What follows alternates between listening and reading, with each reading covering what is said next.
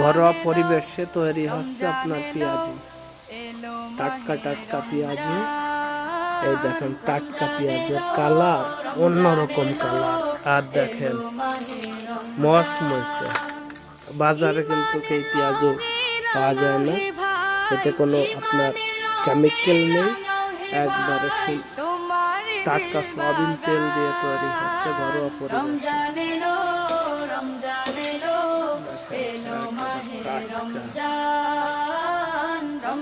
পেঁয়াজ বানানো complete guys, দেখেন কত সুন্দর টাটকা পেঁয়াজ। এখন আলুর চপ তৈরি হচ্ছে,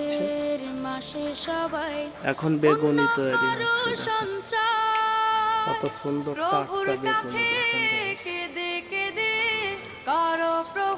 গাইস। দেখেন কত টাটকা আপনার বেগুনি, দেখেন কত সুন্দর বেগুনি। এই পেঁয়াজু আর এই যে আলুর চপ বানাবো এখন গাইস।